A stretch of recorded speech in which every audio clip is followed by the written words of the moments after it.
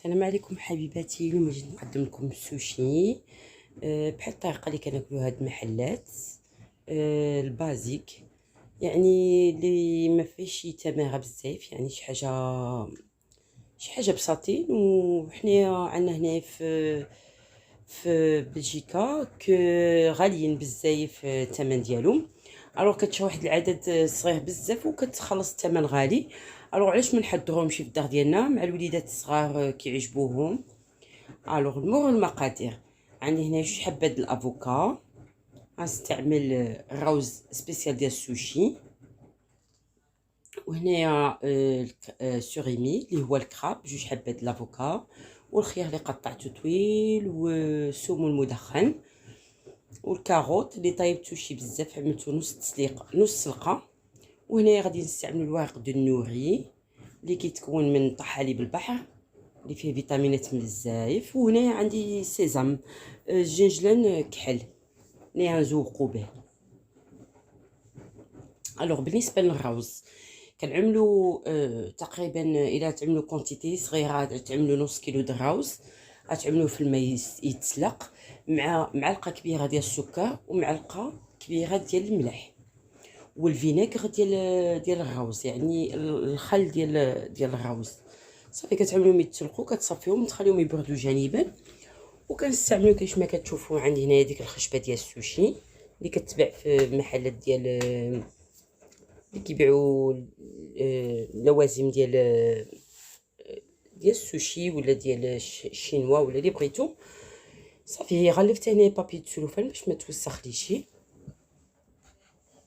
وصافي كنزلوا الروز ديالنا. فوق منها كنعملوا الورقه ديال النوري اللي حاشه من الفوقي واللي رطبه من التحت. صافي كنعملوا واحد الكونتيتي، واحد العبار باش كتجي كلشي فوق منها الروز. صافي وملي كنكونوا كنزلوا الروز كنحطوا حدانا واحد الطاسه فيها الماء اللي كنفزكو يدنا دابا ساعه باش كيعاوننا الروز نزلوه باش ما كيحسش كيبقى يساق في اليدين.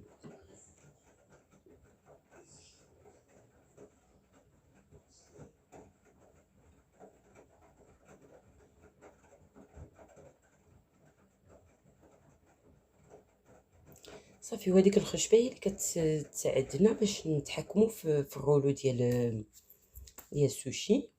كاين بزاف الانواع د السوشي، كاين الماك، كاين كيتقلى في الزيت، كاين اللي كيجي بالشابلور من الفوقي، كاين اللي كيجي بمايزينا. ديك الساعه نحط لكم وصفات اخرين. دابا هادشي اللي عملت اليوم، يعني ساهله دير سوي اللي يعني اللي باغي يبدا في السوشي يعدلهم. هذه هي الطريقه، اسهل طريقه.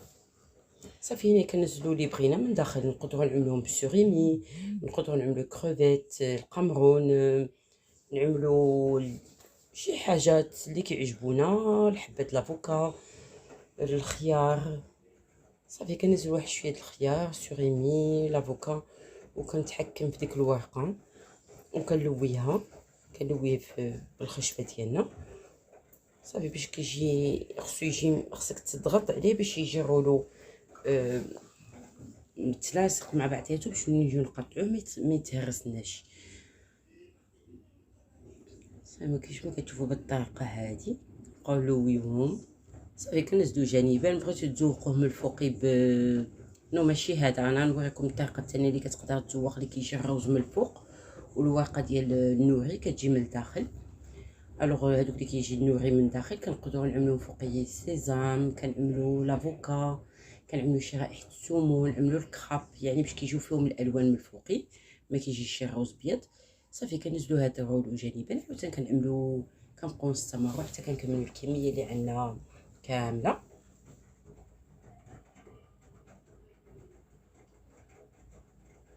كنتمنى نكون شرحت لكم شرح مبسط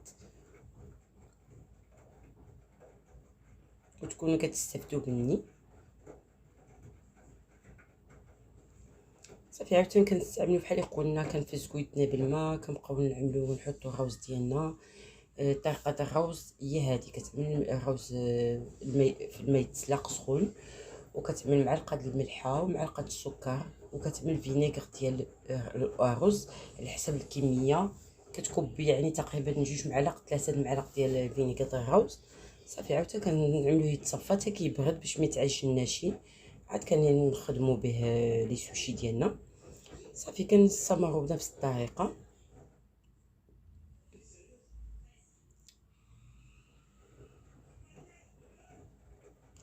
صافي وبالنسبه اللي كيجي عامر من داخل، هنا عملت الروز من فوق، عملت الروز هو الاولاني، وكنزيد فوق منه ورق النوري كيش ما كتشوفوا كنقلبوا. يعني استعملت 2 الخشبات هنايا باش يجي الورق دو النوري من داخل.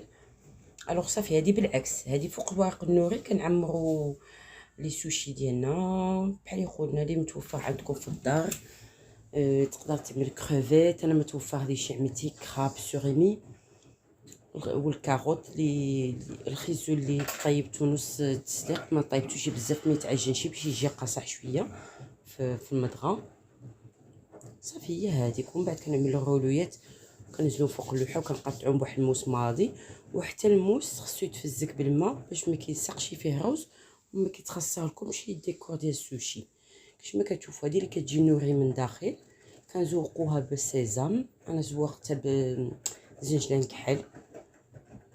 صافي والاخرين زوقتهم بالافوكا والسوريمي. ودائما الا بغيتو تذوقوهم باي حاجه مفوقي كنستعملوا ديك الخشبه ديال السوشي. صافي سمحوا لي انا ما قطعتش، ملي كنت كنقطع صحابي الله كنت كنصور مي ما صورتش التقطيع كيش ما قلت لكم. كتفزقوا الموس في الماء وكتبداو تقطعوا. صافي كيجيونا بهذه الطريقه هذه. كنتمنى نكون شرحتكم الشرح مبسط بالنسبه للمبتدئات. كيجيو رائعين كيترافقوا بلا صوص ديال السوجه. كنتمنى تدعموني باللايك والاشتراك ديالكم لتعم الفائده، وان شاء الله الفيديو اخر.